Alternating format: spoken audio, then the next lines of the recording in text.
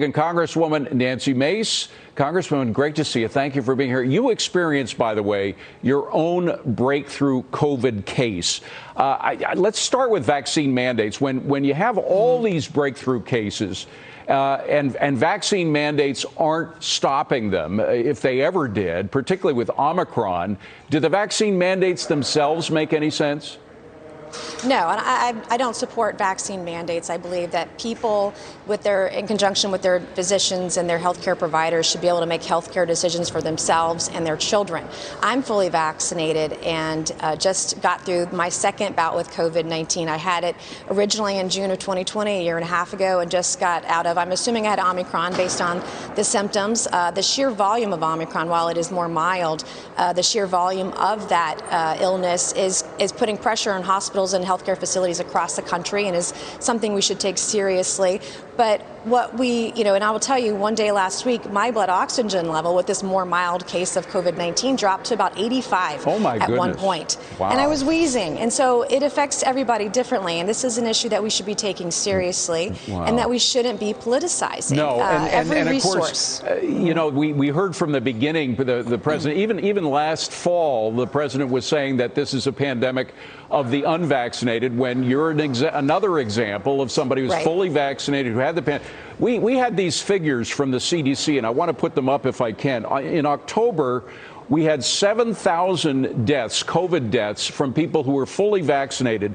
That number jumped the very next week by 51% to 10,857. Again, these are breakthrough cases. That was a 51% increase of deaths from fully vaccinated people in just 1 week. And the president at that time was saying this is a pandemic of the unvaccinated. I mean, it clearly wasn't true.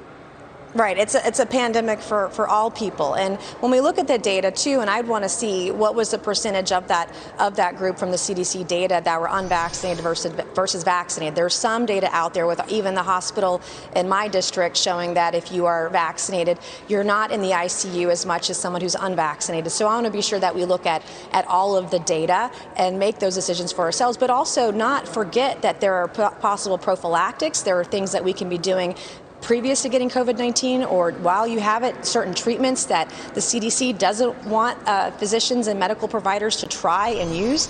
And we should be studying these things to figure out what is the best case scenario, including diet and exercise and a healthy weight and reducing comorbidities and understanding this disease better. Because when you look at the Biden administration, every metric he held President Trump to, he himself and his administration has failed in his first year in office. And I want to hear from President Biden today. I want to hear the God's honest truth. I want to hear that we have failed in some cases, that the American people have been misled or lied. And I want to know what the solution is going to be, that we do care not based on race, but based on need. Well, he's not, Congresswoman, forgive me for interrupting, but he's not great at saying I was wrong at anything. He's more likely to point the finger. But I should just say that CDC, those numbers that I showed you just moments ago, they've now taken those numbers off of their website entirely. Of course. I mean, the point is that how do we get the real numbers from the CDC when they're obfuscating our attempts to get to it?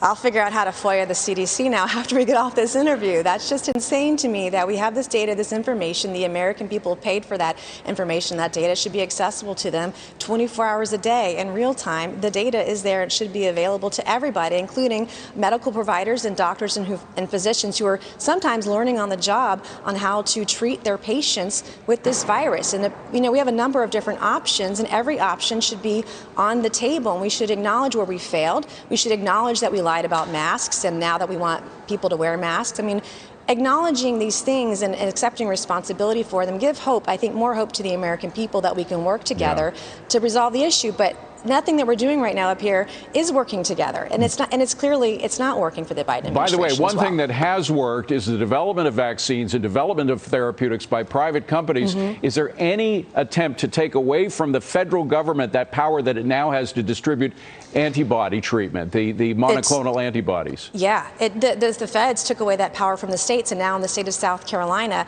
you cannot get the monoclonal antibodies. And I was someone who was struggling to breathe last week, and I asked for ivermectin from my doctor. I was willing to try anything to try to reduce the chance for me having to go to the hospital. All these things should be on the table for every American to have the best outcome. Absolutely. Congresswoman, I wish we had more time. Thank you so much for being here. Thank Appreciate you. it.